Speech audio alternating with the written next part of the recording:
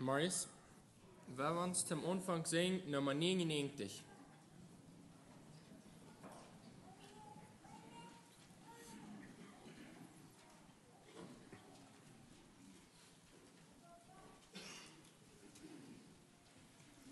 Nummer 99.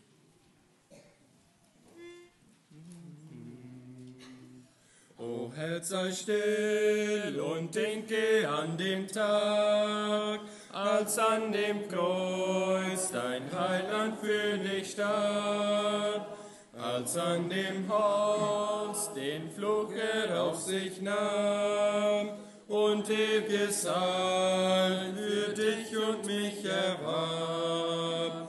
O Blick auf Golgatha, zum Kreuz auf Golgatha, wo Jesus starb, am blut'gem Kreuzesstamm.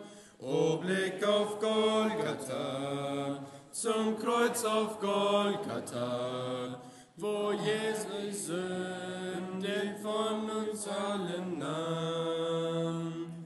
O sieh die Menschen, die beim Kreuze stehen, auch du und ich, wir sind dort mitgezählt. Es ist unsere Sünden Schuld geschehen, da Gottes Sohn am Kreuze ward gequält. O Blick auf Golgatha, zum Kreuz auf Golgatha, wo Jesus starb, am blut'gem Kreuzesstamm. O Blick auf Golgatha, zum Kreuz auf Golgatha, wo er die Sünden von uns allen nahm. Noch heut wie einst stehen viele vor dem Kreuz, sie lehnen ab, den er für sie dort starb. Doch öffne du in Liebe ihm dein Herz, nimm an das an, das er dir dort erwarb.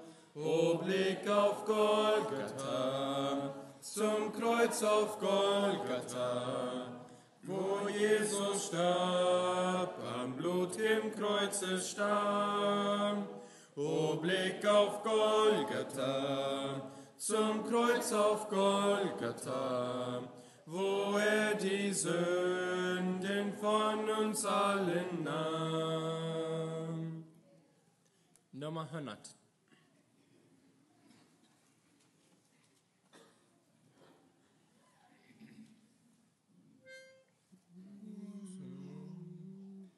Niemals habe ich daran gedacht, was der Herr am Kreuz für mich vollbracht.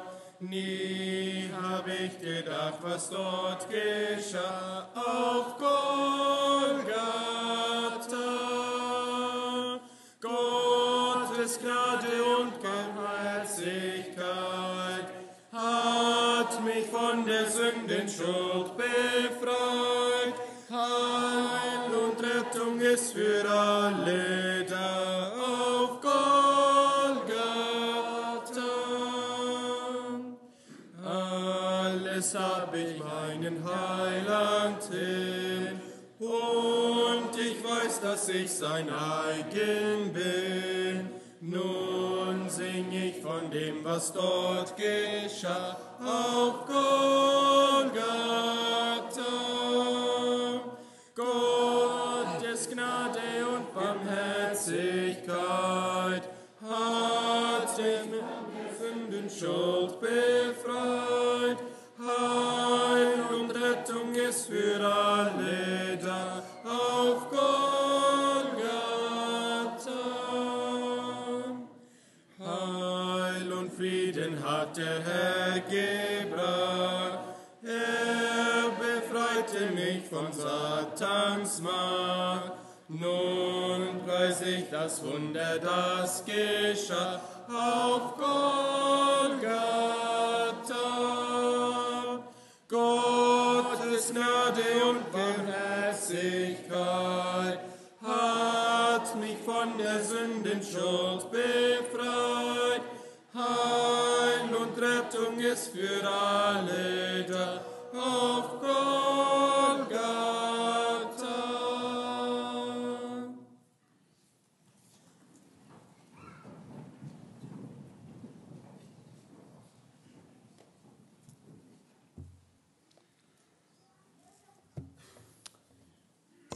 Guten Morgen.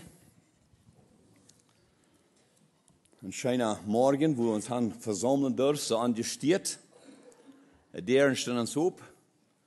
Und erst von der und nach, was wir feiern, was wir Karfreitag nennen.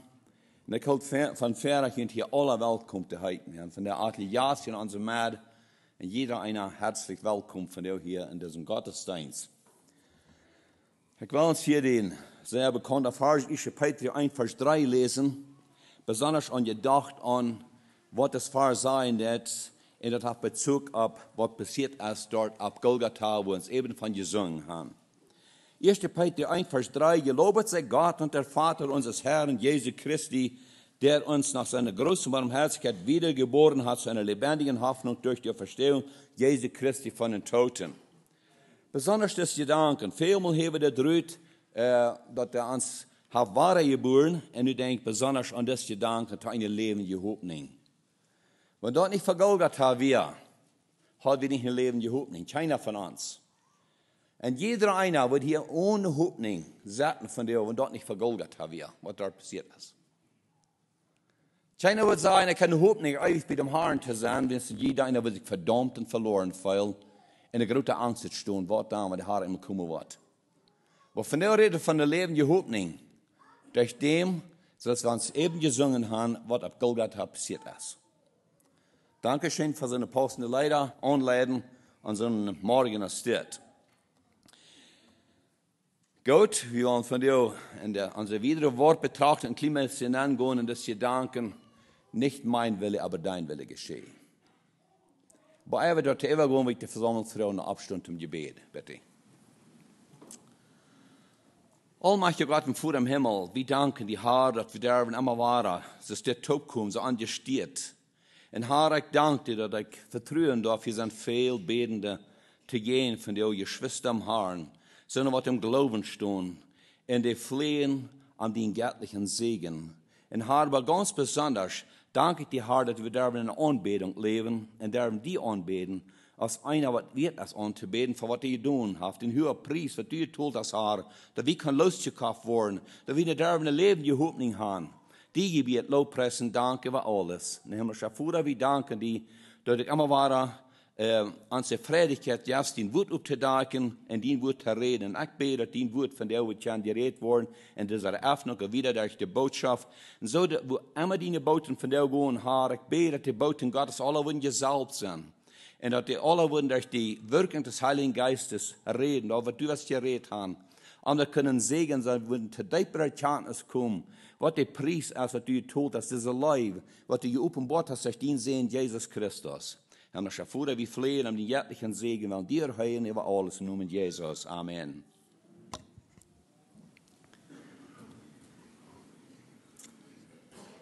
Wir wollen das nächste Mal drehen nach Markus Kapitel 14. Markus Kapitel 14, das dürfen Vers 32 wieder lesen.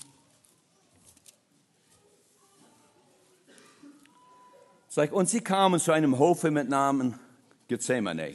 Und er sprach zu seinen Jüngern, setzt euch hier, bis ich hingehe und bete. Und nahm zu sich Petrus und Jakobus und Johannes und fing an zu zittern und zu zagen. Und sprach zu ihnen, meine Seele ist betrübt bis an den Tod, bleibet hier und wachet. Und ging ein wenig Fierbas, fiel auf die Erde und betete, dass, so es möglich wäre, die Stunde vorüberginge. Und sprach, aber mein Vater, es ist dir alles möglich, überhebe mich dieses Kelch. Doch nicht, was ich will, sondern was du willst. Und kam und fand sie schlafend und sprach zu Petrus, Simon, schläfst du? Vermochtest du nicht eine Stunde zu wachen? Wachet und betet, dass ihr nicht in Versuchung fallet. Der Geist ist willig, aber das Fleisch ist schwach. Und ging wieder hin und betete und sprach dieselben Worte. Und kam wieder und fand sie abermals schlafend. denn ihre Augen waren voll Schlaf und sie wussten nicht, was sie ihm antworteten. Und er kam zum 3. Mal und sprach zu ihnen, ach, wollt ihr nun schlafen und ruhen? Es ist genug, die Stunde ist gekommen. Siehe, des Menschen Sohn wird überantwortet werden in der Sünderhände. Steht auf, lasst uns gehen. Siehe, der Verräter ist nahe. So it, das ist ein Bibelausschnitt. Besonders angedacht an das der Herr Jesus gebeten hat. Er seht hier zu seinen Vater, die sind alle Dinge möglich. Das Vertrauen hat er zu seinen Vater, die sind alle Dinge möglich. Und dann sagt er, aber mein Vater, es ist dir alles möglich, überhebe mich dieses Kelch. Ich weiß, dir ist es möglich. Du wirst mich von den Lieden wachholen, denn ich das Lieden auf dich gehen. Das ist die möglich. Aber sagt er, nichts ist ich will, sondern sollst du was. Und ich habe diese letzte Nacht eine gesehene Zeit gehabt, mich hinein zu lassen.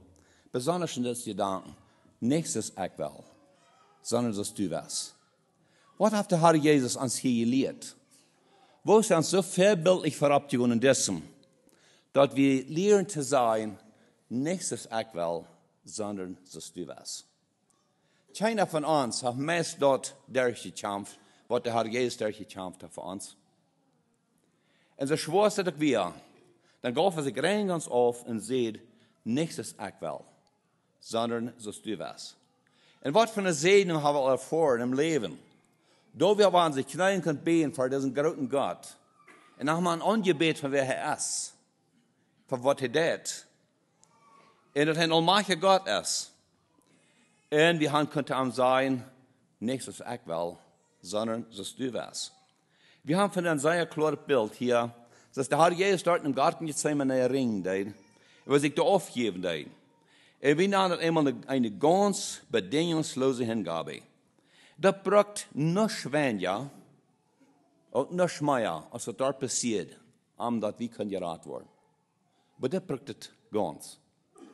Wenn der Herr Jesus nicht bereit war, das Priester zu tun, wenn er nicht bereit war zu sein, nicht das ich will, sondern dass du das, und das Evangelium sagt, dein Wille geschehe, Herr, dass du das, da wir das brauchen, dass wir losgekauft werden und dass wir freigestellt werden. Und losgekauft zu werden und freigestellt zu werden, wir nicht Gott ganz einfach hat. Wir sehen dort, was dem Herrn das gekostet hat, uns zu lesen.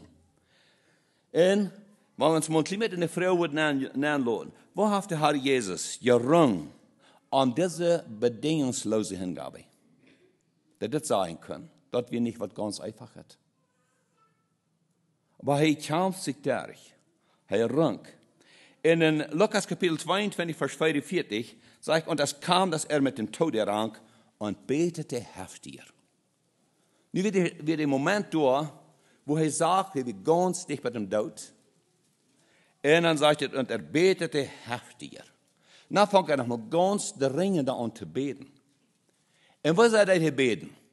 Er hat dort so ring im Garten Gethsemane, er ringt so und er betet so ernstlich, dass ihn Schweit in eine kalte Nacht, der Paras rührt, und das sagt Lukas 22, 44, dass der Schweit lag, das Blutdrappen ab ihr.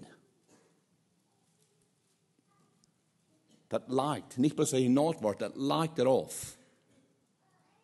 Wenn er sich durchbeten hat und sieht, nicht das ich will, aber das du das. Das war der Produkt, da du kannst freigestellt werden. Nichts weniger und nichts mehr. Kriegt der Produkt. Da hat der Herr Jesus durchgekämpft. Er wusste, was am Befehl stand. Er wusste dort, dass wenn er von hier gehen, dann wusste er, er wird dort vom Höhen rot gestellt worden. Das wir ihm alle ganz klar und offenbar. Er wusste dort, wenn dort im Gesicht gespielt worden. Er wusste dort, wo sie am im Gesicht schlagen. Er wusste, dass sie würden spotten und nicht sagen, wer ist, was die schlagen da?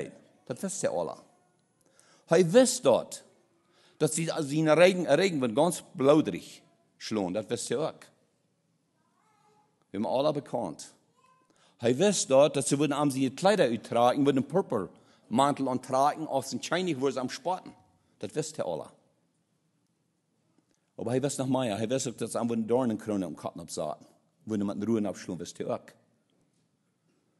Aber hij wist noch mehr als dort. Hij wist, dass sie am würden eine Golgatha laden und hij darf die gekreuzigt worden. Das wisst ihr auch. Und hij wist dort, dass hij würden mal einmal von Gott verloren worden. Von seinem Vater. Verloren worden, er nicht mehr kann sein, Vater. Wo ist einmal nicht drüber mit Gott? Das wisst ihr alle. Das wie was ich da kämpfen deed. Das wird am Beverstehen deed. Ich lege euch, dass Jesus das ganz schwierigste Weg kriegt, um Kreuz zu sterben. Und das ganz schwierigste Weg, niemals die ganze Welt Sinn auf sich zu nehmen, damals zu erfahren, von dem Vater verloren zu werden. Bis er wisst, er hat einen Vater, was mit Sinn nichts zu tun hat. Das wisst er. Er kann seinen Vater sagen, von dich bei. Er wird so viel in Gemeinschaft gewesen, so viel Tiden hat er gespannt, Nachtiden im Gebet, mit seinem Vater im Himmel. Sich gereut zu merken.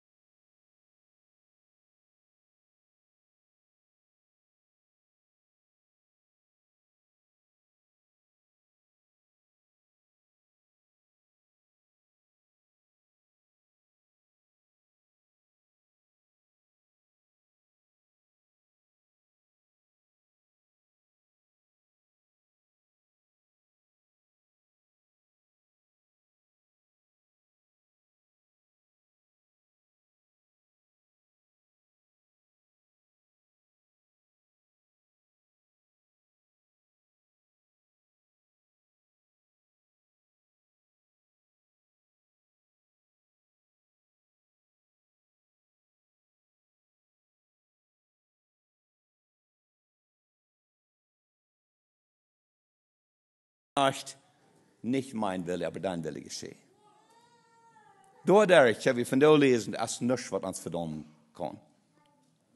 Weil wir nicht nur nicht nur Fleisch wollen, sondern nur Geist. Das muss Jesus durch. Und er muss von seinem Vater verloren werden.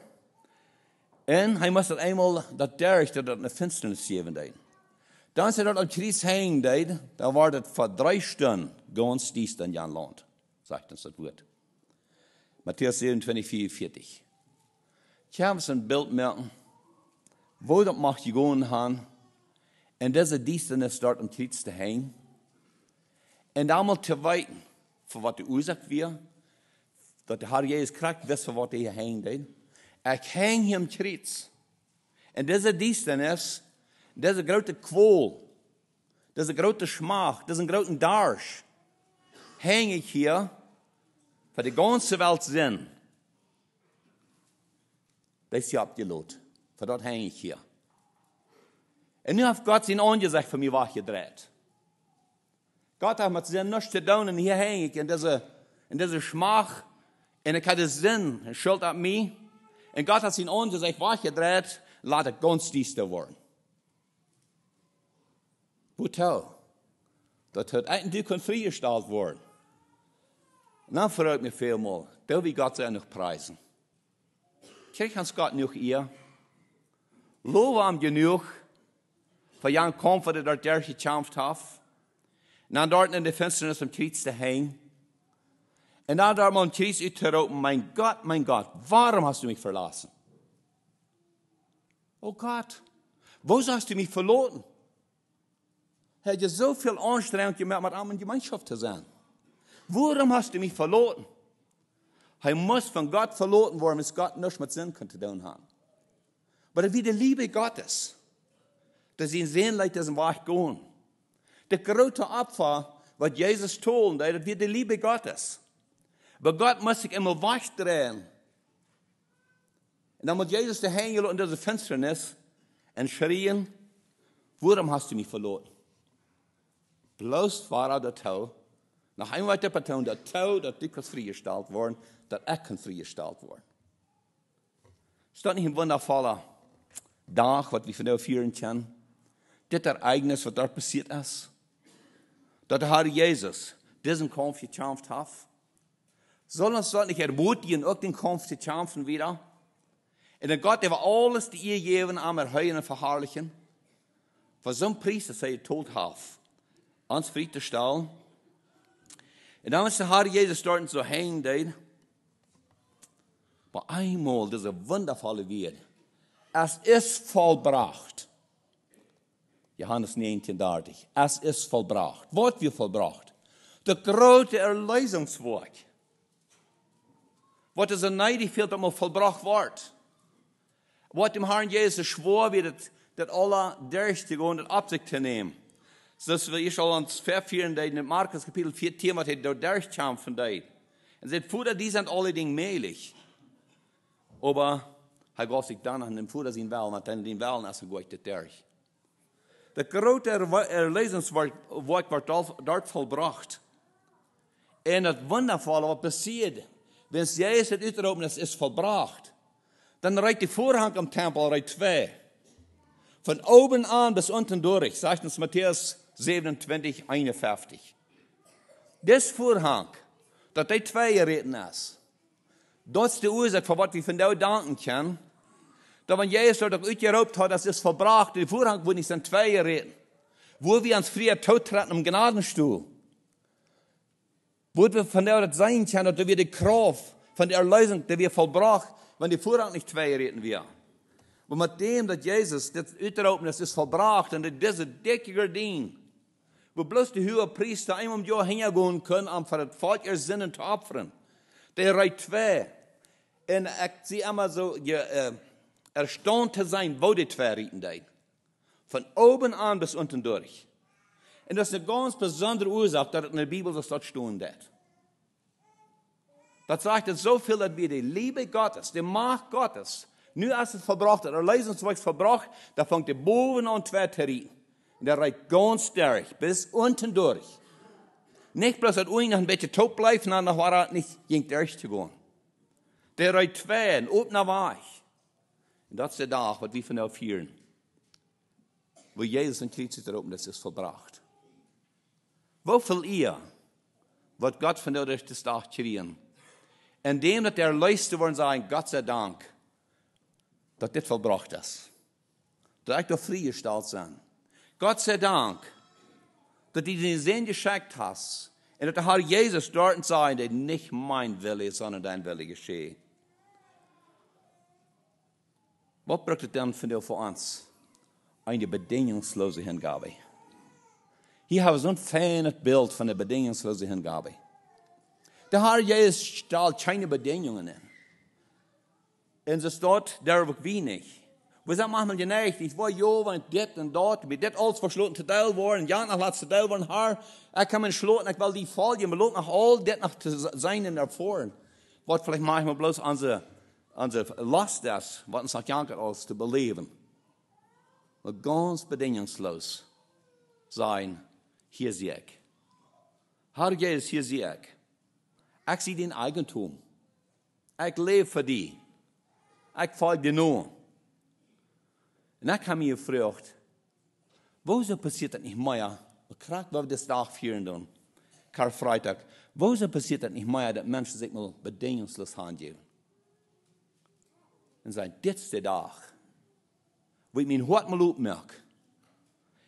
Dit ist der Tag, wo ich mir die Liebe Jesu angenommen, was für mich vollbracht ist. Den Komforter Jesus, der ich gekämpft habe. Nu merke ich mein Hart mal ganz auf zu Jesus. Und sage, Herr Jesus, ich komme von dir. Ich komme von dir naar het Kreuz. Dort, wo du für meine Sinn gestorben bist.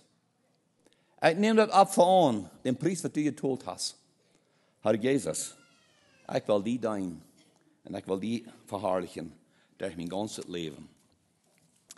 Möchte Herr uns wieder lassen, zu horten, gehen und groß worden, was ist der Preis, was er geteilt hat. Indem, dass die Hand sich handgeben und sagt, nicht mein Wille, sondern dein Wille geschehe. Gut, dann wieder auf der Panche noch online.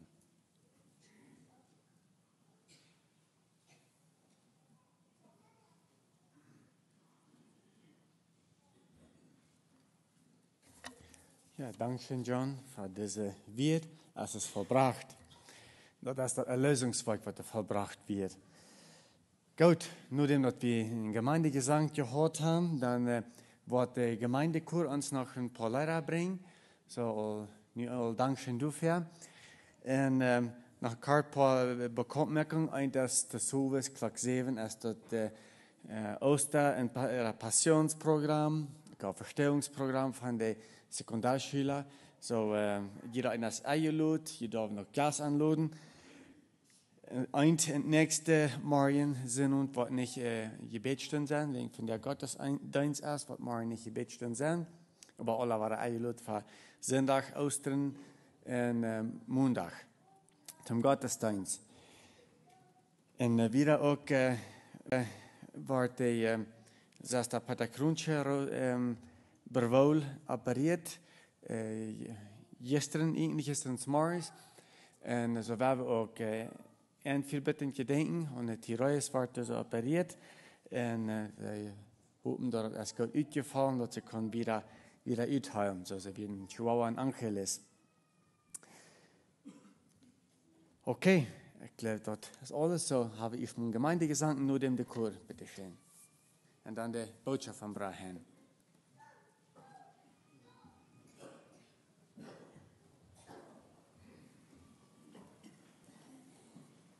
Nummer 238.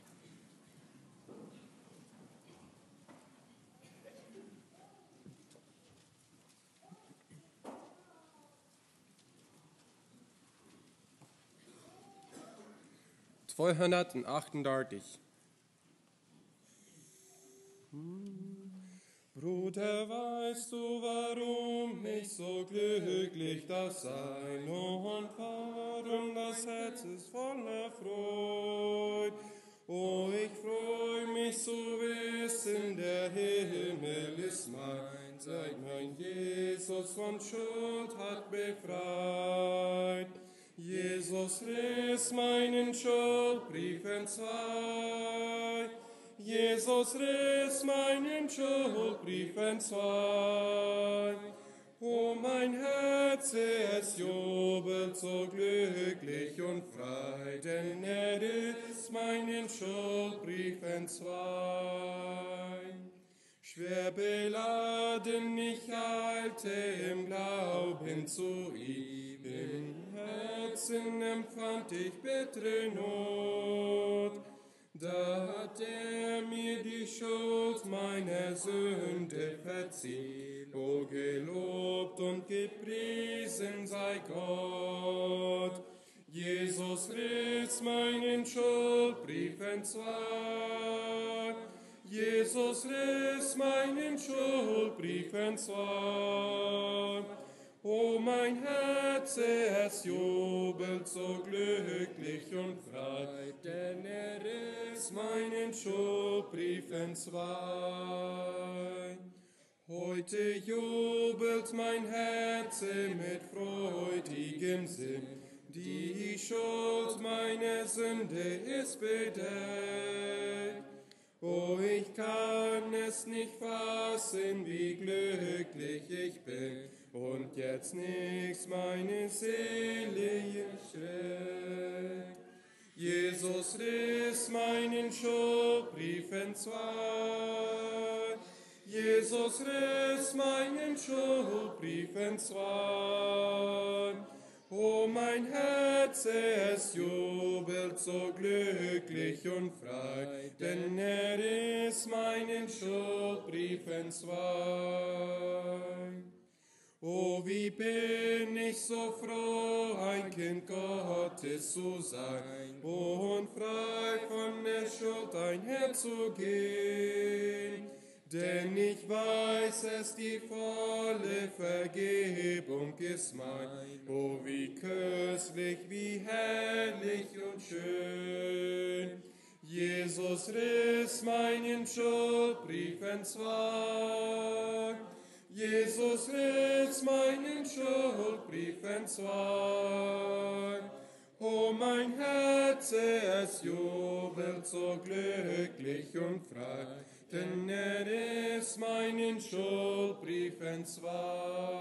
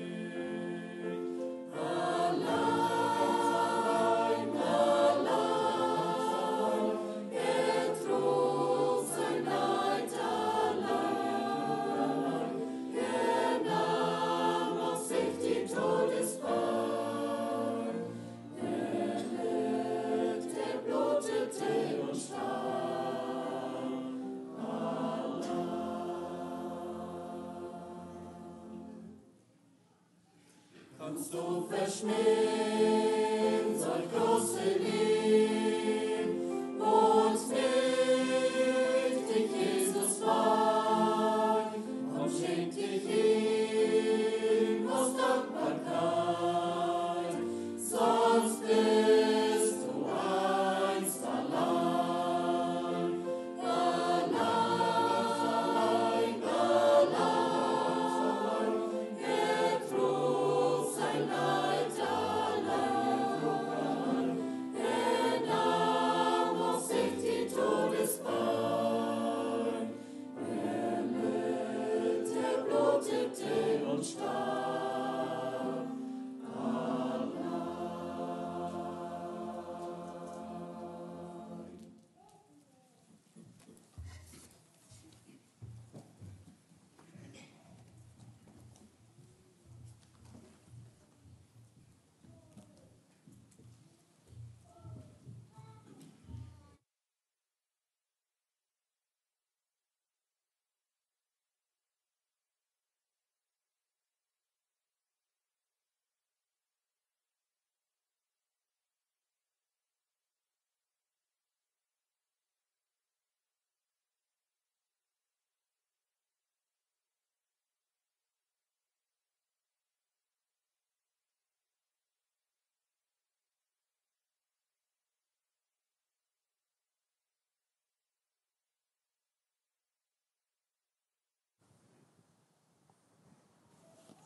Gott sei Dank nicht so, dass wir können von dir diesen Tag fühlen.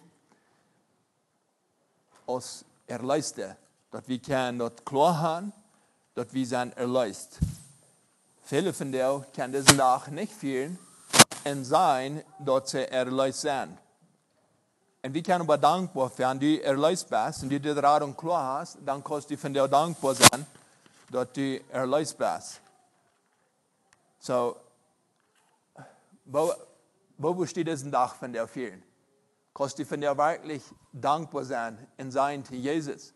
Ich danke dir, dass du meine Schuld betont hast. Oder wofür wir den Tag von dir?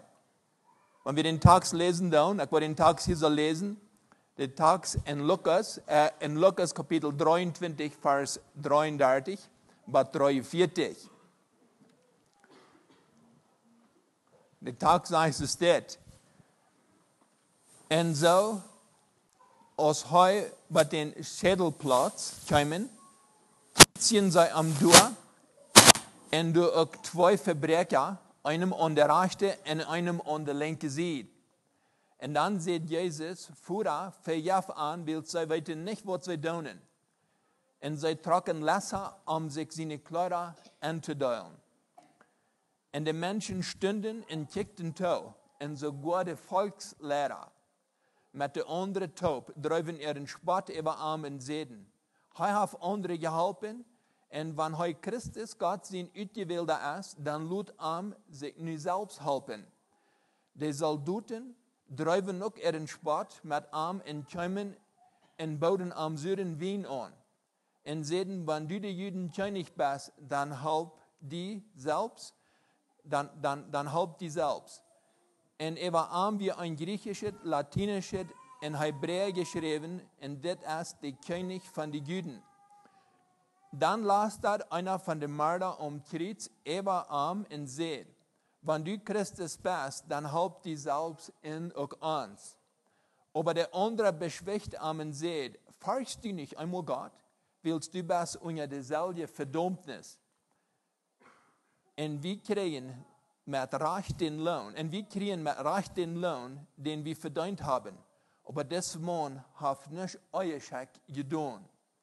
Und dann sagt er zu den Juden, dann sagt er zu Jesus, Herr, denk an mich, wenn du in den Rechnen kommst. Jesus sagt ihm, ich sage dir die Wahrheit, du wirst von dir mit mir im Paradies sein. So ab dieser Welt habe ich die Thema gegeben, diese Hoffnung, was das Mann kriegen hat, dass Jesus sagt, zu ihm, ich sage dir die Wahrheit. Du wirst von dir mit mir im Paradies sein. Und da habe ich der Thema, die Überschrift gegeben, eine Hoffnung gegründet auf das Wort Gottes und auf seine Versprechung. Und ich habe dir nicht dankbar für sein. Dass Jesus so eine Versprechung zu diesem Mann sieht, dass wir einen Mann, der nicht abzuwiesen hat. Er kann das nicht abwiesen, aus sich Jesus drehen und sagt zu Jesus, denk an mich, wenn du in den Rechnen kommst. Und Jesus verspricht ihm dort. Und das ist, wo das Mann hier Hoffnung fängt. Das wo er die letzte Zeit, die letzte Stunde nach am Kreuz hängt, wo er leben wird, aus in seinem Körper, wo er Hoffnung hat, mit Jesus, bei Jesus zu sein. Ist das nicht wunderbar? Ist das nicht fein? Hast du auch diese Hoffnung von dir? Oder was für eine Hoffnung hast du von dir? Für sehr viele ist von dir ein trüger Tag, wo der Tag traurig ist.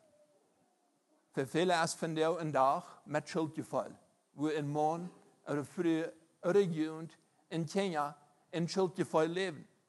Von dir ist bei vielen ein Tag, wo viele Menschen in Furcht leben. Die leben in Angst. Für viele ist von dir ein Tag, wo der Mensch in einem Schuldgefühl leben wird und wo die Person den Tag holen, um Jesus zu prüfen, um Jesus zu beweisen. Ich kann diesen Tag heilig holen, ich kann diesen Tag so holen, als wir das gewohnt sind. Ich kann dir dort wiesen, Jesus, du darfst dort auch gut sein. So viele tun dort von dir. Um zu prüfen zu Jesus, ich kann nicht diesen Tag so holen. Für viele ist es ein Tag, wo die gegründet ist auf eine Tradition. Und deswegen haben viele Menschen von dir ihre Hoffnung auf so einen Tag, was von dir gesagt, auf eine Tradition, wenn ich diesen Tag wo so oder so holen kann, dann wo ich hoffentlich auch euch umworden wie Jesus. Na, ich weiß die Tradition, ich weiß dort, wo ich ab was, und ich weiß nicht, viele als ihr das vielleicht bekannt, dass das Tag von dir, der wir sehr, sehr besonders. Ich fühle mich schuldig, wenn ich mit einem Stock Neues lernen. Von morgens an lebt einer in Furcht. Wo ich zu viel gerät. Van s'morgens aan leven einer entfernt, als ik word han met mijn Bruder oder met mijn Schwester gejagt. Dat wir so eingeprägt, wir sollen den Tag nicht mal schreien, nicht mal zu laut reden, nur nicht mit einem Stock gewohnt anschlagen, keine schlechten Gedanken fühlen, nicht schlecht reden. Wir sollen nicht mal, wenn wir spielen, wir sollen nicht mal spielen, dass wir ihnen gerecht geben. Dat wir een dag, wat dus waar we vereinen. Dat we een dag, als we echt dat kunnen ze doen, als Jezus dat wordt verlangt. En dat we vele van die ook oppuren doen. Dit is een dag van die zo te houden, dat Jezus wordt tevreden zijn. En ik zei Ihnen van die, wanneer du den dag van die zo vielen der so staat, dan hast du vielleicht noch nicht eine Hoffnung in Jesus Christus. Dan womöglich hast du eine Hoffnung, wat bloß op eine Tradition und op eine Gewohnheit ist. Von der darf ich nicht in der Angst leben. En ik darf van jou niet in deze furcht leven. En ik heb van jou niet een schuldgevoel erover. Dan van jou kan ik met vrede door zijn. Ik freue mich, dat Jezus mir leist heeft. Ik freue mich, dat hij gezegd heeft, het is een Sünder. Dan van jou was die met mij in Paradies zijn. Want hij had niet op te wijzen, en ik had ook niet op te wijzen. En dat is waarom wat ik deze dag kom met vrede leven. Kost die dat ook? Van jou darf ik mij niet schuldig voelen. Für mich ist das besonders. Alle besonders. Die ersten Tag wird besonders für mich. Der vandaagse Tag ist besonders. Und der morgendliche Tag ist besonders. Und so gehen die alle durch. Das sind alles seine Dinge. Und er hat alle gemerkt. So, das sind rein alle besonders. Was von der denkt wieder an, was Jesus von der getan hat, und wir luten uns zu lernen. Gab uns dort eine Freude oder gab uns dort eine Angst? Wo steht es von der? Mit mir und mit deinem Leben von der. Für Christen ist es ein Tag von Freiheit. Für Christen ist es ein Tag, wo sie können jubeln, wo wir können dankbar sein. Dass der Herr hat gesagt, es ist alles vollbracht. Das ist der Tag von der. So wir können von ihm loben und preisen. Und wir können alle Tag loben und preisen dafür. So ich leite mich hier an in der Thema. Und ich dachte, diese beiden Männer Krieg. Wo haben die ihre Hoffnung gehört? Wo ist es gewesen? Nou, wir denken dann, dass wir einen Mann zu der Linke sieht bei Jesus und dass wir einen Mann zu der Rechte sieht bei Jesus während die Krieg. So 2 Männer während die Krieg. Das sagen sie, wir ein Verbrecher. Aber alle beide hatten eine Hoffnung. Alle beide hatten eine Hoffnung und ich befand, dass so ihre Hoffnung wir verschieden. So vielleicht kann ich, während ich diese Hoffnung hier so rüberbringe, vielleicht kann ich einmal daran denken, wer das wird gedacht haben und wer jemand wird gedacht haben, oder ab wem's Hoffnung das wird nachpassen. Einer hat seine Hoffnung ab Menschen seine Kraft gesagt. Und der andere hat seine Hoffnung ab Gott seine Kraft gesagt. Und der eine hat seine Hoffnung ab Zeit gesagt. Und der andere hat seine Hoffnung ab Ewigkeit gesagt. Und der eine hat seine Hoffnung ab Sein gesagt. Und der andere hat seine Hoffnung ab Leben gesagt. Und der eine hat seine Hoffnung ab Gott seine Versprechung gesagt. Und der andere hat seine Hoffnung ab Selbstgerechtigkeit gesagt. Und der andere hat seine Hoffnung ab, prüf die selbst, wer du bist. Und der andere hat seine Hoffnung ab, denk an mich, wenn du in den Himmel kommst. Und der eine hat seine Hoffnung ab, wenn mein Körper kann freigesagt werden. Und der andere hat seine Hoffnung ab, wenn meine Seele wird freigesagt werden. Und der andere, einer hat seine Hoffnung ab, dass wenn er wird vom Kreuz raufstehen, das kann mein irdischer König sein. Und der andere hat seine Hoffnung ab, wenn ich frei sein, dann ist das mein himmlischer König. Und der eine hat seine Hoffnung ab, rat du mein Leben. Und der andere hat seine Hoffnung ab, rat meine Seele.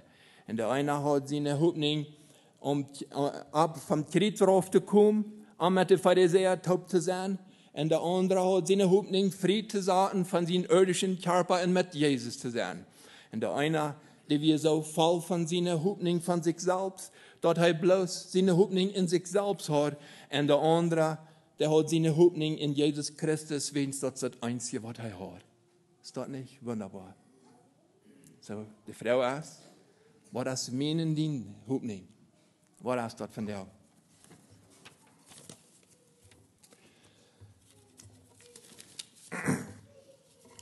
Hoffnung, ja, für gute Gefallen. Und wo will ich Hoffnung erklären? Hoffnung scheint so das schwer zu erklären. Maar ik wil je hoopning dus dit erklären, dat je goede gevoel aan, wo kan het zijn? Wanneer een Vater zijn kind wordt verspreken, een reis te maken, dan dat kind zijn geloven op de verspreking, op deze geloven, op de verspreking, zat hij zijn geloven. En dit kind voelt een hoopning, dat wat mijn papa gezegd heeft, deze hoopning is een dag een reis te gaan, weil onze papa een reis gaan. Kan je me verstaan? Papa heeft gezegd, we willen een dag een reis maken, so das kind gelooft dort, wat papa gezegd heeft. Op deze geloven heeft dat een hoopning voorwaarts te kijken, dat dit wordt een dag passieren. En dat heeft goede gevoel, wenn jemand heeft wat gezegd, nu kan ik hopen op dat wordt passieren. Ik weet dat van mij, wanneer mijn papa ons had wat verspreken, dan vertrouwen we dat wat hij ons verspreken had, dat geeft ons nou hoopning in de toekomst, dat we dat worden erreichen, wat hij ons verspreken had. So, wo kommt hoopning her? Wanneer we etwas geloven dan. So, hoopning komt her van ons glauben. Nou, glauben is, wanneer we op een glauben zaten, dan is wat etwas al passiert is. Dat is hingen mee. Ik zeg mijn glauben op dit wat passiert is. En hoopning is dat ik kijk voorwaarts. Naar dat te krijgen wat mijn verspreken is. En dat heeft een goede gevoel. En dat van een goede gevoel heeft dat van jou, voor mij en voor die. Dat Jezus heeft gezegd, wanneer du wirst an mich glauben, dann hast du eeuwig Leben. Und das heeft uns hoopning een dag, dat Jezus ons hier wordt wegholen, dat we worden eeuwig bij hem zijn. Dat heeft ons een hoopning, wat du een grond hebt, wat du een biblische grond hebt. En dat is wat ons een goede gevoel geven deed. So hoopning is gegründet op een versprechingen. Dat is wat hoopning is. Hoopning is ook wat we ons wensen. We kunnen ons wensen, zum Beispiel, ik hoop dat het regent morgen. Ik hoop dat water wat schijn zijn. Nee, ik hoop dat het niet te windig zijn. So we kunnen hopen op iets wat heavy. Maar we zullen dat ook immer deze hoopning zaten in God zien willen. So zei vermeld, we hopen op wat. En ik kan zeggen, ik hoop dat wat morgen regent. Maar dat heeft God mij niet versproken, dat het morgen wordt regen. Nou, God kan dat laten regenen, wanneer hij wil. En hij deed ook. Maar ik kan niet zeggen, dat dit is nu geneve, dat wat morgen regent, dat ik mijn hoopning erop heb. Dat is, wanneer ik hopen doe, dat het regent, dan ben ik dankbaar. Maar dit is een hoopning, dit is God zoals die het was. Dat is een hoopning. So, we hopen zeer veelmals, niet zo? Op goud water, op erfolg te gaan, op een schöne tijd te gaan, op een gezond leven te gaan. We hopen zeer veelmals. Maar deze hoopning moet we zeer klar hebben, moet in God zijn willen gegründet zijn. So, dit is een hoopning, wat er kan passieren, wanneer God het zo wil, en wanneer God het niet zo wil, dan dürft het niet passieren. Aber eins weet we ganz genau, was Gott will und was Gott seinen Willen ist, dass jeder Mensch soll gerettet sein. Das ist, was Gott seinen Willen ist. Und das weet we ganz genau. Ist das nicht schön? Als das nicht Gott seinen Willen ist, dass es morgen wird regnen, das weet wir nicht. Aber ein Ding weet wir, was Gott seinen Willen ist. Das ist, dass wir alle wollen, sollen gerettet sein. Das hat er will, wir sollen gerettet sein. Das ist seinen Willen. Nou, dus hoopning, wat mij verspreken is. Dit is zo schön. De hoopning wat mij verspreken is. Wo kan ik van jou nu neef hopen en zijn dat ik wel een dag in de hemel zijn? Wo kan ik dat dan? Want ik zijn dat uit hoopning wat we geraad. Nou, wo schafft dat dan? Wel, waarom kan ik mij van jou zeker zijn dat ik in deze hoopning leven doe, dat ik erluist ben en geraad zijn? Wo kannst du von dir sein, ich habe hoopning, een dag bij Jezus te zijn? Weet je waarom wir das von dir sein können? Viele Menschen können das nicht sein. Die sagen, ich hoop, dat wordt een dag nog moet geregt haben. Weil die reden so eine hoopning durch, als kriegst du eine hoopning aus, wenn ich will haben, das soll morgen regnen. Oder ein schöner Tag sein.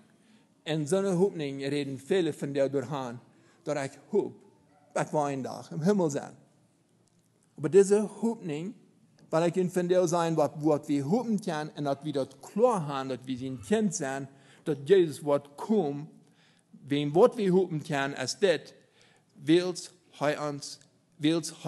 dort biblisch gegründet ist. Wills wir ein Fundament haben.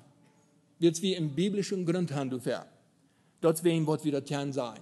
Wenn es dort auch kann hoffen, dass Jesus Wort ein Tag mir holen kommt, und dass ich mit am sein, have ein biblischer Grund dafür. Schriftliche Gründe ist dafür, dass das Wort so sein. Und das wäre, was wir dort können sein. Das ist ein Tag, was John hier gelesen hat, weil wir dann noch einmal lesen. 1. Petrus, Kapitel 1, Vers 3. Du gibst dort ein biblischer Grund dafür, dass wir können von dieser Hoffnung haben. 1. Petrus, Kapitel 1, Vers 3. Das heißt es das. Lof Gott, unseren Herrn Jesus Christus, sein Führer, weil sein Mitleiden wir so groß, dass er uns nie geboren hat zu einer lebenden Hoffnung, dadurch, dass er Jesus Christus von Tod abwirkt. So, wir haben uns nie geboren zu einer lebenden Hoffnung. Das hat Gott selbst hat dort. Hier ist Bibelgrund dafür. Er sagt, das hat er selbst hat das getan. Wodurch hat er das getan? Dadurch, dass Jesus Christus von Tod abstand. So, hier soll wir nicht diese falsch, hier ist Bibelgrund dafür, dass der Hoffnung, was ich habe ein Bibelgrund. Sieh, hier ist ein Bibelgrund. Und deswegen, was ich kann sagen, ich habe Hoffnung, dass ich ein Kind Gottes sein. Man wird ein bisschen wiederblättern, das nächste Blatt hier, Kapitel 1, Vers 21. 21 sagt so, dort ist nicht woran, gegen Vertrauen in Gott Sachen kennen, der Jesus von dort abwirkt, und so eine große Herrlichkeit gibt, so dass dein Glauben auch deine Hoffnung in Gott ist. Hier verspricht das Wahre. Hier gibt es wahre Bibelgrund dafür, Schriftgrund dafür, dass wir diese lebende Hoffnung in uns haben. Und dass diese Hoffnung nicht vergift ist, haben wir hier Schriftgrund für. So, nun haben wir dort. Nun haben wir das nächste Kirchen. Nun haben wir noch mehr als Schriftgrund. Aber dort ist noch ein Versprechen, was Gott uns gegeben hat. Dann Gott hat uns dort Versprechen. Wollen wir mal in Titus, Kapitel 1, Vers 2 blättern. Titus 1, Vers 2.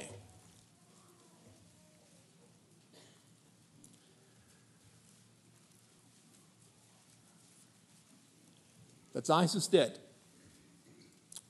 Wodurch sei die Hoffnung ab euer Leben haben, dort Gott, der nicht liegen kann, versprechen hat, euer Welt und Zeit den Anfang haben. Hier sei wie eine Versprechung, wo Gott den Menschen gegeben hat.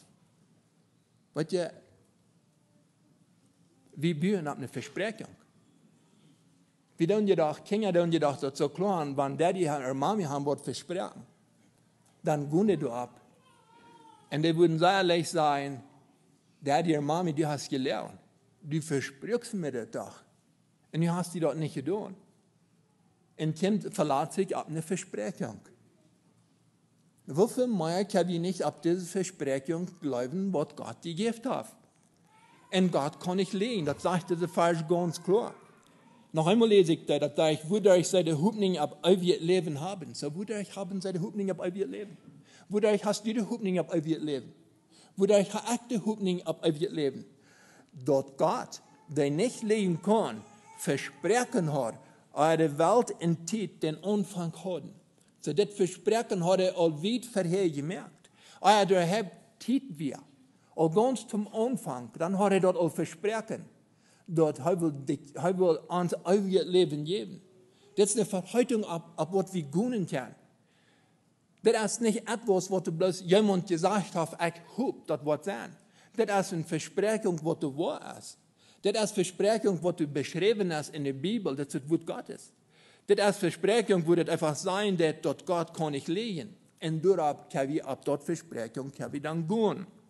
Die nächste Versprechung ist in Johannes Kapitel 6, Vers 47, in Evangelium Johannes 6, Vers 47.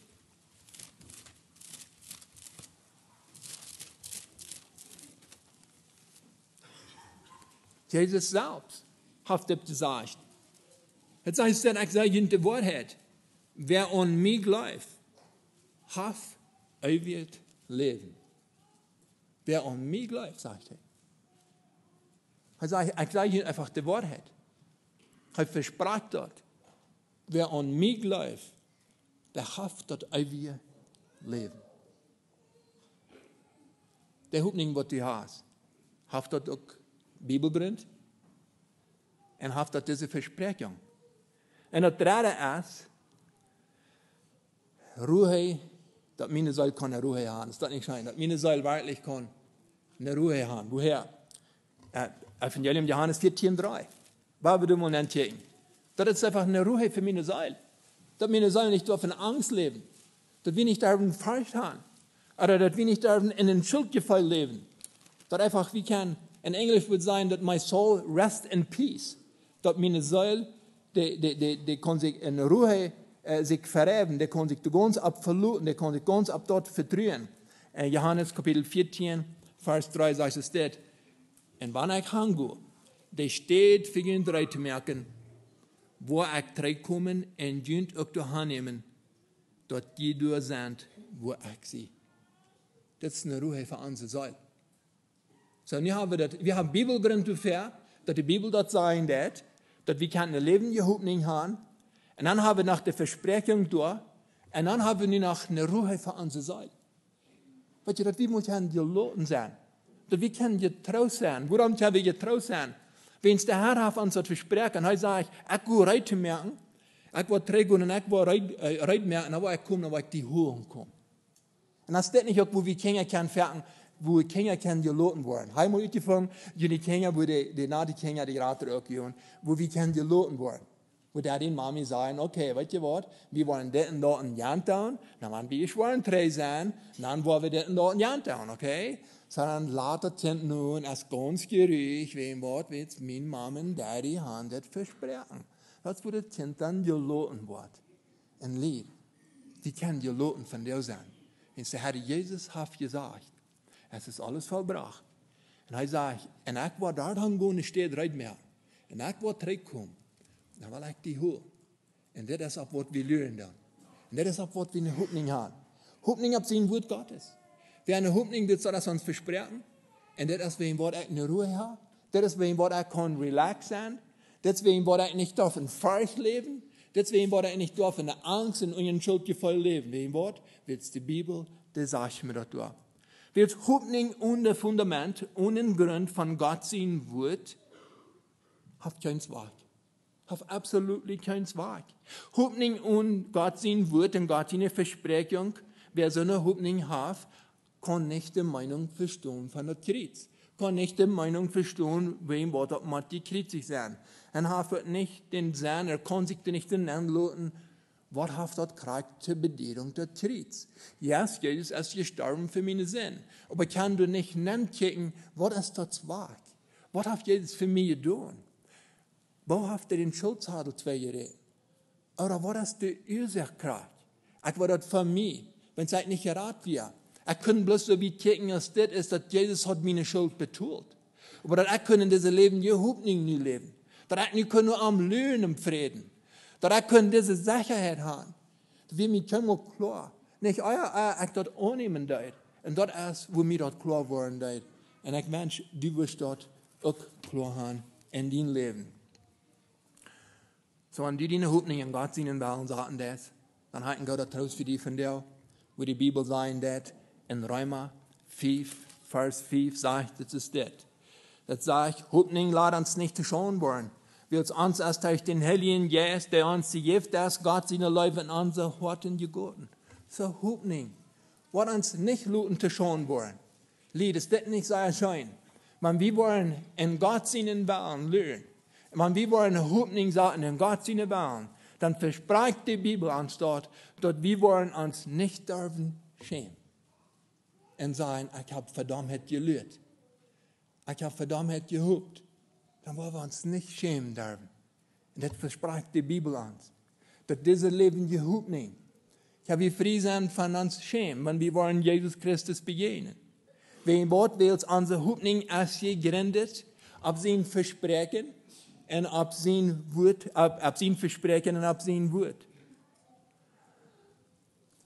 Aber so viel traurig zu sein, oder wenn du waren viele sind, die wollen sich schämen machen. Und wer ist dort, der sich was schämen machen? Der sich was schämen machen? Das sind die, die ihren Grund haben. Und es steht das Wort Gottes. Und ihren Grund ab Jesus ihn versprechen. Ab Menschenregeln, wollen gesagt haben. Wer seinen Grund was haben aus einer Menschenregel. Oder wer seinen Grund was haben aus einer Tradition. Das habe ich nach einmal gehört. Und das blieb wir. Und ich bin Frau, dass ich kann, wie das blieben. Und ich will all die Menschen dort proven, dass ich bin, wie das geblieben. Und das ist, was viele Menschen tun. Viele Menschen haben die Hoffnung. Wenn ich wo wie dort blieben, was ich gelehrt habe, dann wird der Herr mir einen Tag fertig annehmen. Und so viele Menschen, wie sagen wir dort blieben, wie das Wort Gottes, yes. Aber wenn wir wollen, wie das blieben, was wir wollen, wie Tradition blieben, dort wir wollen meine Hoffnung ab Tradition sagen, der Mensch, der wird schon gehen. Oder als den Grund auf einmal gute Worte tun. Als auf einmal gute Dinge sein tun. Und das ist sehr, du so ein, was du mit diesen Einnahmekriegstag sparen deuten. Ja, sie hatten auch sehr viele gute Worte getan. Und sie sehen, sie geben das Tier der Krieg auf und sie deuten all die Regeln nur folgen. Sie haben viele gute Worte getan. Jetzt, wo viele Menschen sich von der auch abführen tun. Viele Menschen, ihr Grund ist, das ist gute Worte getan. Und er hat Hoffnung erst ab dort gebüht, dass sie einen Tag auch wollen, Jesus Christus begegnen. Was schade und was traurig wird das sein, wenn so eine Person wird, zu schon gehen, nicht so? Und den nächsten Sinn Grund ist, menschenfähig. Ich will die Menschen zufriedenstellen. Ich will mich so anstellen, dass sie anschaftig sind mit mir. Und dann wollen wir bloß so durchleben. Weißt du, der einzige Grund, was wir haben, ist das Wort Gottes. Und habt Jesus ihnen versprochen. Du hast keine Menschenregeln, du hast keine Tradition, du hast keine guten Worte, ab was du was versprechen hast, dass wir wollen das ewige Leben kriegen. Und das ist, wo viele von der Band sind, die hupen ab dort. Und ich weiß, wo traurig das ist, ich kann, was Leben fremd, was ich kann da. Und da haben ihr Leben ganz durchgebracht um Jesus Christus. Und dieser Freund, der Hoffnung wird nie gegeben, dass sie wieder dort geblieben, was sie gelehrt haben. Das ist die einzige Hoffnung, was sie ihnen können geben. Und ich wünsche, dass du kannst sein, dass das nicht meine Hoffnung, dass meine Hoffnung ist in Jesus Christus. Das ist nicht in Tradition, das ist nicht in guten Worten, sondern das ist in Jesus Christus. So, wenn du über Hoffnung hast in Christus, wenn du dieses Leben die Hoffnung hast, dann haben wir ein Ding, dann haben wir ewiges Leben. Dann kann ich das nicht weiten, dass wir ewiges Leben haben. Dann hast du das von dir klar, dass du ein Kind Gottes bist. Dann hast du das von dir klar, dass du gerat bist. Weil der, was dieses Leben die Hoffnung haben, was du gegründet hast, ab das Wort Gottes und ab seine Versprechung, und dadurch hubst du, dass Jesus Wort kommt, dann kannst du von dir sein, dass du als ein Kind Gottes hier bist und dass du erlöst bist. Deswegen, was du dort sein kannst. Weißt du, wegen was von dir nicht viele nicht sein kann. Und all die, was du gegen streben tun, dass du kannst nicht erlöst sein, du kannst nicht errat sein, wegen die kann diesen Grund nicht verstehen, wegen der haben den Grund nicht, diesen Bibelgrund nicht, der haben diese Versprechung noch nicht können verstehen, der haben dort noch nicht angenommen. Dort erst wegen was du sein, und wir können nicht weiten, dass du gerat bist. Ich rede diese Deel mit einem Mann wollte sein, der ich wie ein von denen, was das Erste hat, den nächsten kritisiert. Ich sage, ein von denen was das Erste was sein, was auf Tradition gebüht. Und sage ich dann, ich kann das von dir verstehen, dass Jesus Christus mir geraten hat. Dann sage ich dann, ich kann das von dir verstehen, dass ich kann auf die Hoffnung gehen. Und ich habe Hoffnung, einen Tag bei Jesus zu sein, weil sie da muss ich frei werden von meinen von ab dort, wo ich bühen deed, muss ich frei werden.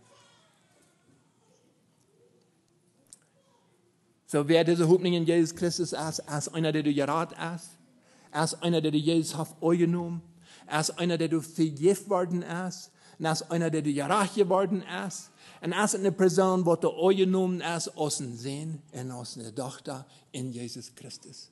Das ist, was wir haben. Hey, Sicherheit in Jesus Christus, euer Name aus sein Kind, wir sind vergeben, gerecht gemerkt, und euer Name aus sein Sehen in seine Tochter. Aber wenn wir dort nicht haben, dann haben wir all dort, haben wir dann nicht. Und dann ist die Frau nu von der. In 1. Petrus 3,15 kann ich nu von der einen Bibelgrund geben. Aber unsere Hoffnung, die wir haben, sind ich so froh, dass die falsch geschrieben ist. Und ich so froh, dass wir nicht alles weiten, in der Bibel, wie den Bibelgrund geben kann. Sind ich so froh, dass wir so schwimmen, als wir bekehrt sind. Und dass wir Jesus Christus in uns Hort haben. Dass wir dann all einen Bibelgrund haben, dass wir können sein, woran wir in dieser Hoffnung leben dürfen. In 1. Petrus, Kapitel 3, Vers 15. Das ist wunderbare Vers, das heißt es dort. Aber herrlich Gott dem Herrn in jenen Hort. Sieht immer reut mit einer Antwort, sieht immer mit einer Antwort reut für dich, die einen Grund fordern, für die Hoffnung, die wir haben, bloß dort läuftulich und respektvoll. So hier sagt die Bibel, sieht immer reut, einen Grund zu geben. Wenn jemand einen Grund fordern wird, warum hast du Hoffnung? Warum kannst du sein, dass du kannst mit einem Vertrauen und mit einer Sicherheit lernen, Jesus, warum hast du diese Hoffnung? Vielmals denkt der Mensch so, na, ich weiß nicht, was soll ich sagen? Ich soll die ganze Bibel durchblättern und den Menschen mal erklären, was das ist. No, mit ein paar Wörtern kannst du das von dir, als ein Kind Gottes, kannst du das von dir erklären. Und weißt du, warum ich das kann erklären?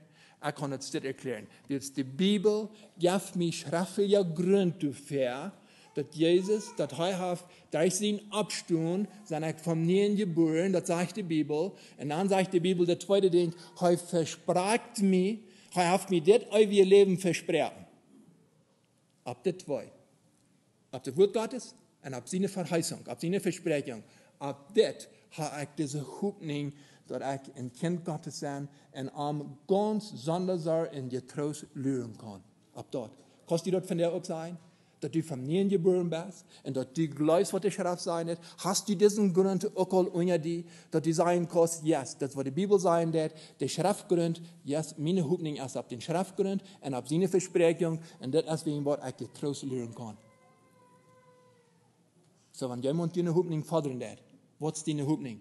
Wo kannst du so vertrauensvoll lernen? Wo kannst du sein, gerat bist?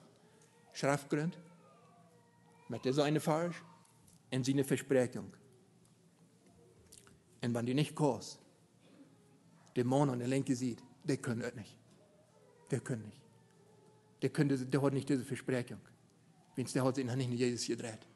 So, wenn du noch nicht kannst, dann bist du wahrscheinlich noch mit dem Mann, taub, was an der Linke sieht, wir, und mit den Pharisäern, was du ihnen sparen deuten. Und bleiben mit Selbstgerechtigkeit im Himmel kommen. Aber das Mann, was sich in Jesus drehen deut, er kann abwiesen. Er kann die Versprechung abwiesen. Was Jesus am Kreuz geben deut, wird halt sich die Hand dreht. Und Jesus sagt, von der wirst du mit mir im Paradies sein. So, wenn jemand du irgendwo haben, diesen Mann gefragt, sag mir mal, woran hast du diese Hoffnung? Der würde sagen, guck mal, das ist Jesus Christus, was hier nu am Kreuz genäht ist, der verspricht mir, mit mir taub im Paradies zu sein. Und das, was ich dir sagen kann. Ist das auch, was ich dir sagen kann? Das ist ganz einfach, aber das ist deep, und das ist Sicherheit, und diese Gelegenheit habe ich von dir. Aber der Mann an der Rechte sieht, der hat den Grund. Nicht, weil wir von der mal kicken. Weil wir von der mal selbst nach uns kicken. Ab was ist uns Grund Gebet? Ist das Wort Gottes und ab Gott seine Versprechen? Oder ab was ist das Gebet? Vielleicht ist das Gebet, vielleicht ab eine gute Person, vielleicht ab gute Worte, vielleicht ab gute Tradition, ab was ist das Gebet von der? Weil die waren unsere Hoffnung, was wir haben, nicht gegründet ist, ab den Willen Gottes, weil die dann, wo wir zu schauen gehen. Und wenn du von der was Klarheit merken, und dass du was sein, dass du was auch diese Hoffnung haben, und diese Hoffnung lernen, das kannst du von der tun. Die Bibel sagt es das, glaub dort, dass ich die habe, nie Leben gegeben. Glaub dort, dass du kannst von der mit mir im Paradies sein. Und hol dir an die Versprechung. Und wenn du dort bleiben das, und dass du tauschen das, dass wir ohne Jesus nicht können, dann können wir die Hoffnung von der auch haben. So lieve touwheren, die hier bij zijn. En dat du touwharken doen, oder womelig touwkicken doen. En ik spreek die van jou motto. Bezij die zelfs en bekijk die zelfs, wo die stunde is. Wat is de dag van jou voor die? Is dat een dag van ruhe? Is dat een dag, wo die kost je troost en een hoopning leven en met vrede leven en dankbaar zijn? Oder is het een dag, wo die angst hast en furcht hast? Is het een dag, wo die schuldig voelen is, wenn es Wort willst, du hast da nicht Klarheit mit Jesus Christus. En wenn die diese Klarheit fehlen, weet je, merk dat klar van jou. En du, wo immer du bist, merk dat klar. Dan draai je naar Jezus en zei te Jezus, hier zijn ik. Ik heb niets op te wijzen. Absoluut niet. Krijgt es de man, du zo, te de rechte ziet heen, hij had niets op te wijzen. Maar wat hij hoort, is hij kan toestaan en zeggen dat ik zijn hulploos. Ik kan mezelf niet helpen. En denk aan mij, want du in die richting aankomen is. En dat is wat we van jou brokken doen. Toestaan dat we hulploos zijn en toestaan dat we hulp brokken doen. Maar wanneer we maar onze ene zelfgerechtigheid, dan wordt we geen moeten den grond geven. Geen moeten deze hoopning geven. Wat komt dat van woord? Van het woord Gottes, de grond, en dat wat God ons versproken heeft. En daarop kan ik van jou je troost leren. Niet dat ik zo goed zijn, op keine Weg niet. Maar wie ons heute met het geschenk gegeven heeft. Doorheen kan ik je troost leren. Als het van jou ook bij die zo, dat je kost je troost leren. Maar je hebt een angst daar. Kost je van jou met dankbaarheid zijn, Herr, ik dank je ervoor. Dat je gestorven bent am Kreuz en hast meine zinnen alle betoeld. Ik wens je kus. Van jou is nog genoeg. Van jou is nog een dag dat de Herr gemerkt heeft. De mogelijkheid is du. En dat is voor iedereen. En in don't, wo de mens verzonken is in zin. En in don't van wo de komen dat. Maar de gelegenheid is du. En die dat klaar hast. Waar we danken, waar we God loven van jou. Waar we am prijzen van jou. Dat de mensen ram ons, dat die niet bekeerd zijn. Dat die niet gelegenheid hebben in grond te vorderen. Dat dat zijn kan. Dat ik mag wonderen, wat hast du voor een grond? Wo kost die deze hoopning aan? Wat geeft die deze duipen vrede? En dan kost die dat ganz klar met 2 vers, kost die dat doordoen. Want die eerste vers is 1. Petrus 1 vers 3. Deze vers looft Gott an den Herrn Jesus Christus zijn vooraf. Wil zijn medleden wie zo groot, dat hij ons neergeboren heeft te een levende hoopning. En doordat dat hij Jesus Christus vom dood opwek. En dan hebben we de nächste vers, zijn bloß 2 versen, op wat we kan, wo wir uns kennen lassen. Der Titus 1 vers 2 sagt het, en wodurch zij de hoopning op ewig leven haben, dat Gott, der nicht leben kann, versprechen hat, euer Welt en tijd den Anfang haben. Lees deze vers nu en bid die dag en vrede met. Wil we ons hier nog een lied zingen, nummer 131. Ik denk immer, dat het als zo'n passende lied van jou.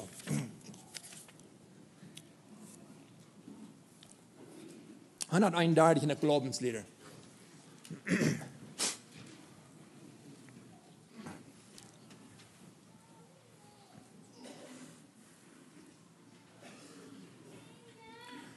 Es war, dass Jesus starb für mich, büßte meine Schuld. Dass Gottes Sohn am Kreuz verblieb, aber Erbarmen hat. An dem Kreuz brach der Morgen mir an, und das blendende Auge ward aufgetan. Denn es ließ ich den Heiland ein, Hosianna, denn es der Friede mein. Trug meine Sinn, das Gottes Lamm, Gott mir sein Schmerzenschrei. Dann seh ich erst am Kreuz stand, was Gottes Liebe sei. An dem Kreuz brach der Morgen mir an, und das blinde Auge wird aufgetan. Denn es hört selig, sich den Heiland ein, Hosianna, nun ist der Friede mein. Die Schuld mit Tränen heilen kann, ich nie dir allen an. Jesus, nimm mich selber an, ist alles, was ich habe. An dem Kreuz braucht der Morgen mir an, und das blenden Auge wird aufgetan. Denn es ließ sich den Heiland ein, Hosianna, nun ist der Friede mein. Wo wir noch Abstunde im Gebet.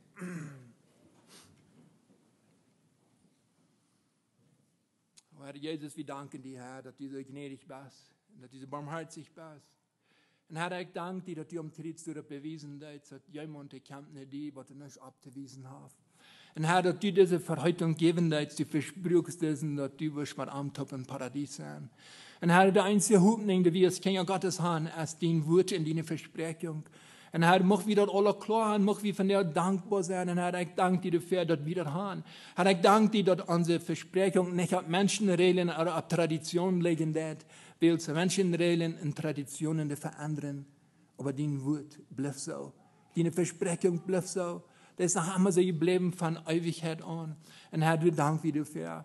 Und Herr, ich danke dir dafür für all die, was du gerat sind, für all die, was die haben angenommen. Herr, ich danke dir für die, was du in dieser verlorenen Welt leben und wo du so mächtig anschaffen ist. Herr, ich danke dir für die, was du sich drehen und die und folgen die nur. Herr, ich danke dir, Herr, da sind so viele, die luten sich die Drache rütraten und luten sich annehmen, dass sie deine Kinder drin sind.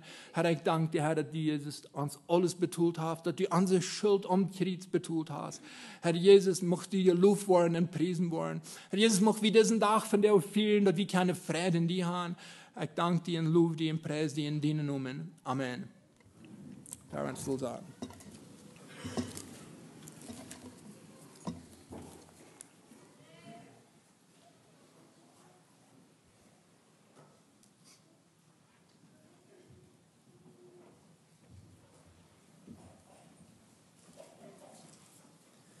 Wir uns zum Schluss singen Nummer 107.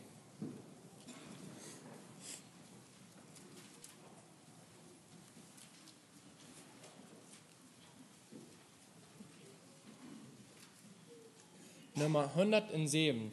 Wir wollen den Chor in Klimpas Jebusi aus den Farge und die Fermate im Chor hören. Für mich gingst du nach Golgatha, für mich hast du das Kreuz getragen, für mich ertrugst du Spott und Hohn, für mich hast du dich lassen schlagen. Herr, deine Liebe ist so groß, dass ich sie nie begreifen kann. Doch danken will ich dir dafür. Herr, deine Liebe ist so groß, dass ich sie nie begreifen kann. Ich bete dich an. Für mich trugst du die Dornenkron. Für mich warst du von Gott verlassen. Auf dir lag alle Schuld der Welt. Auch meine Schuld, ich kann's nicht fassen. Herr, deine Liebe ist so groß, dass ich sie nie begreifen kann. Doch danken will ich dir dafür. Herr, deine Liebe ist so groß, dass ich sie nie begreifen kann. Ich bete dich an. Herr Jesus Christus, alle Schuld hast du für immer mir vergeben. Du hast uns froh und frei gemacht. Du schenkst mir neues, ewiges Leben. Herr, deine Liebe ist so groß, dass ich sie nie begreifen kann. Doch danken will ich dir dafür. Herr, deine Liebe ist so groß, dass ich sie nie begreifen kann. Ich bete dich an.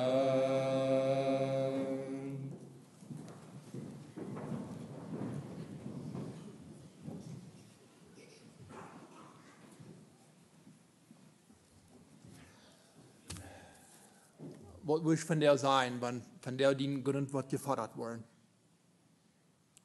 Noch einmal denken haben, ein kann sein, 1. Petrus Kapitel 1, Vers 3, wo Gott mich hat, vom Nähen geboren, dass Jesus Christus abstand. In Titus 1, Vers 2, wo er mich versprochen hat, dass wir leben zu haben.